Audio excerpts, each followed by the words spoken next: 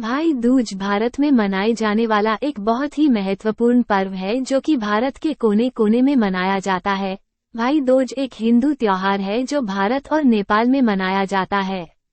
ये पर्व हिंदू धर्म के अनुयायी द्वारा मनाया जाता है। ये पर्व भाई और बहन के पावन रिश्ते के महत्व को दर्शाता है। इस दिन के अनुष्ठान और उत्सव रक्षा बंधन जैसे लोकप्रिय उत्सव के समान हैं। इस विशेष अवसर पर भाई अपनी बहनों को कई उपहारों देते हैं और बदले में बहनें अपने भाइयों को मिठाई देती हैं। आइए अब हम आपको भाई दूज कथा की जानकारी देंगे। एक बुढ़िया थी, उसके 7 बेटे और एक बेटी थी।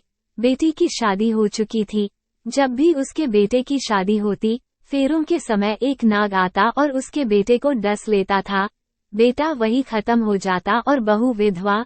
इस तरह उसके 6 बेटे मर गए। 7वें की शादी होनी बाकी थी। इस तरह अपने बेटों के मर जाने के दुख से बुढ़िया रो रो के अंधी हो गई थी। भाई दूज आने को हुई तो भाई ने कहा कि मैं बहन से तिलक कराने जाऊंगा। माँ ने कहा ठीक है। उधर जब बहन को पता चला कि उसका भाई आ रहा है तो वह खुशी से पागल होकर पड़ोसन के गई और पूछने लगी कि जब बहुत प्यारा भाई घर आए तो क्या बनाना चाहिए। पड़ोसन उसकी खुशी को देखकर जल भुन गई और कह दिया कि दूध से रसोई लेप, घी में चावल पका। बहन ने ऐसा ही किया। उधर भाई जब बहन के घर जा रहा था तो उसे रास्ते में सांप मिला। सांप उसे डसने को हुआ। भाई बोला तुम मुझे क्यों डस रहे हो। सांप बोला मैं तुम्हारा काल हूँ और मुझे तुमको डसना है। भाई बोला मेरी बहन मेरा इंतजार कर रही है। मैं जब तिलक करा के वापस लौटूंगा तब तुम मुझे डस लेना। सांप ने कहा भला आज तक कोई अपनी मौत के लिए लौट के आया है जो तुम आओगे। भाई ने कहा अगर तुझे यकीन नहीं है तो तू मेरे झोले में बैठ जा। जब मैं अपनी बहन के तिलक कर लूं तब तू मुझे डस लेना। सांप ने ऐसा ही किया।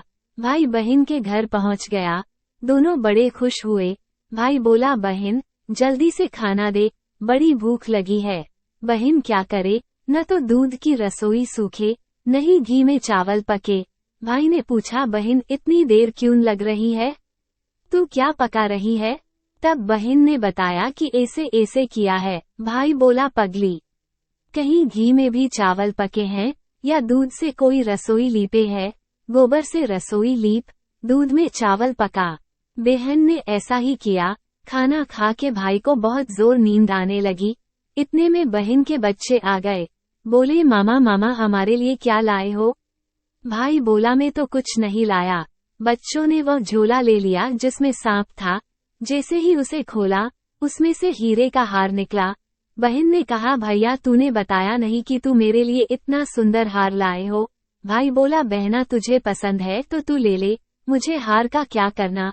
अगले दिन भाई बोला अब मुझे जाना है, मेरे लिए खाना रख दे। बहन ने उसके लिए लड्डू बना के एक डब्बे में रख के दे दिए।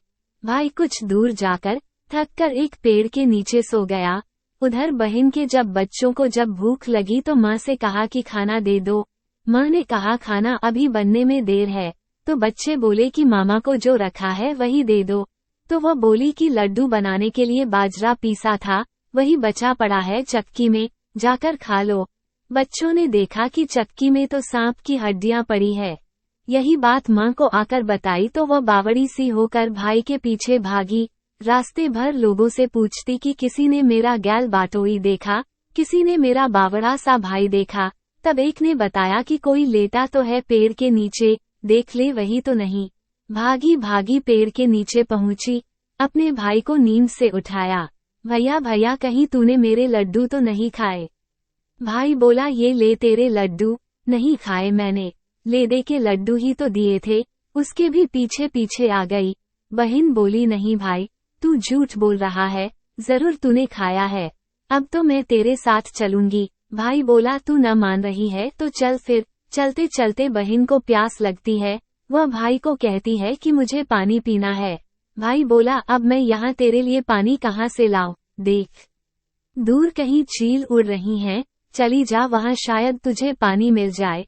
तब बहन वहाँ गई और पानी पीकर जब लौट रही थी तो रास्ते में देखती है कि एक जगह जमीन में 6 शिलाएं गड़ी हैं और एक बिना गड़े रखी हुई थी। उसने एक बुढ़िया से पूछा कि ये शिलाएं कैसी हैं। उस बुढ़िया ने बताया कि एक बुढ़िया है, उसके 7 बेटे थे। 6 बेटे तो शादी के मंडप में ही मर चुके हैं, तो उनके नाम की ये शिलाएं जमीन में गड़ी हैं। अभी 7वें की शादी होनी बाकी है। जब उसकी शादी होगी तो वह भी मंडप में ही मर जाएगा, तब ये 7वीं शिला भी जमीन में गड़ जाएगी। ये सुनकर बहन समझ गई ये शिलाएं किसी और की नहीं बल्कि उसके भाइयों के नाम की हैं। उसने उस बुढ़िया से अपने 7वें भाई को बचाने का उपाय पूछा। बुढ़िया ने उसे बतला दिया कि वो अपने 7वें भाई को कैसे बचा सकती है। सब जानकर वो वहां से अपने बॉल खुले करके पागलों की तरह अपने भाई को गालियां देती हुई चली। भाई दूज की कथा इन हिंदी भाई के पास आकर बोलने लगी, तू तो जलेगा, कुटेगा, मरेगा। भाई उसके ऐसे व्यवहार को देखकर चौंक गया, पर उसे कुछ समझ नहीं आया। इसी तरह दोनों भाई बहन माँ के घर पहुँच गए। थोड़े समय के बाद भाई के लिए सगाई आने लगी। उसकी शादी तय हो गई। जब भाई को सहरा पहनाने लगे तो वह बोली, इसको क्यों सहरा बंधेगा, सहारा तो मैं पहनूंगी, ये तो जलेगा, मरेगा। सब लोगों ने परेशान होकर सहरा बहन को दे दिया। बहन ने देखा उसमें कलंगी की जगह सांप का बच्चा था। बहन ने उसे निकाल के फेंक दिया। अब जब भाई घोड़ी चढ़ने लगा तो बहन फिर बोली, ये घोड़ी पर क्यों चढ़ेगा, घोड़ी पर तो मैं बैठूंगी, ये तो जलेगा, मरेगा, इसकी लाश को चील कौवे खाएंगे। सब लोग बहुत परेशान। सब ने उसे घोड़ी पर भी चढ़ने दिया।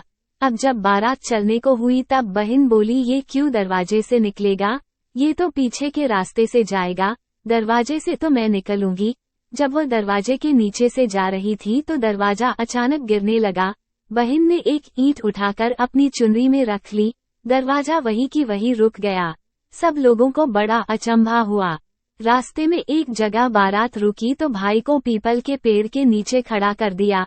बहन कहने लगी, ये क्यों छाव में खड़ा होगा, ये तो धूप में खड़ा होगा, छांव में तो मैं खड़ी होगी। जैसे ही वह पेड़ के नीचे खड़ी हुई, पेड़ गिरने लगा। बहन ने एक पत्ता तोड़कर अपनी चुनरी में रख लिया। पेड़ वही की वही रुक गया। अब तो सबको विश्वास हो गया कि ये बावली कोई जादू टोना सीख कर आई है, जो बार बार अपने भाई की रक्षा कर रही है। इसे करते करते फेरों का समय आ गया। जब दुल्हन आई तो उसने दुल्हन के कान में कहा, अब तक तो मैंने तेरे पति को बचा लिया, अब तू ही अपने पति को और साथ ही अपने मरे हुए जेठों को बचा सकती है। फेरों के समय एक नाग आया। वो जैसे ही दूल्हे को डसने को हुआ, दुल्हन ने उसे एक लोटे में भर के ऊपर से प्लेट से बंद कर दिया। थोड़ी देर बाद नागिन लहर लहर करती आई। दुल्हन से बोली, तू मेरा पति छोड़। दुल्हन बोली, पहले तू मेरा पति छोड़। नागिन ने कहा, ठीक है, मैंने तेरा पति छोड़ा। दुल्हन, ऐसे नहीं, पहले 3 बार बोल। नागिन ने 3 बार बोला, फिर बोली कि अब मेरे पति को छोड़। दुल्हन बोली, एक मेरे पति से क्या होगा, हंसने बोलने के लिए जेठ भी तो होना चाहिए, एक जेठ भी छोड़। नागिन ने जेठ के भी प्राण दे दिए। फिर दुल्हन ने कहा, एक जेठ से लड़ाई हो गई तो एक और जेठ छोड़। वो विदेश चला गया तो तीसरा जेठ भी छोड़। इस तरह एक एक करके दुल्हन ने अपने 6 जेठ जीवित करा लिए। उधर रो रो के बुढ़िया का बुरा हाल था कि अब तो मेरा 7वां बेटा भी बाकी बेटों की तरह मर जाएगा। गांव वालों ने उसे बताया कि उसके 7 बेटा और बहुएं आ रही है, तो बुढ़िया बोली, गर यह बात सच हो तो मेरी आंखों की रोशनी वापस आ जाए और मेरे सीने से दूध की धार बहने लगे। ऐसा ही हुआ। अपने सारे बहू बेटों को देखकर वह बहुत खुश हुई। बोली, यह सब तो मेरी बावली का किया है, कहाँ है मेरी बेटी। सब बहन को ढूंढने लगे। देखा तो वह भूसे की कोठरी में सो रही थी। जब उसे पता चला कि उसका भाई सही सलामत है तो वह अपने घर को चली। उसके पीछे पीछे सारी लक्ष्मी भी जाने लगी। बुढ़िया ने कहा, बेटी पीछे मुड़ के देख, तू सारी लक्ष्मी ले जाएगी तो तेरे भाई भाभी क्या खाएंगे। तब बहन ने पीछे मुड़ के देखा और कहा, जो माँ ने अपने हाथों से दिया वह मेरे साथ चल, बाद बाकी का तो मित्रों, उम्मीद करते हैं आपको हमारी आज की ये वीडियो पसंद आई होगी। यदि हाँ तो नीचे कमेंट करके जरूर बताएं और ऐसी ही और भी आध्यात्मिक और धार्मिक जानकारी के लिए हमारे YouTube चैनल ओवी क्रिएशन को लाइक करें, सब्सक्राइब करें। आज के लिए बस इतना ही, इजाजत दें। आपका बहुत बहुत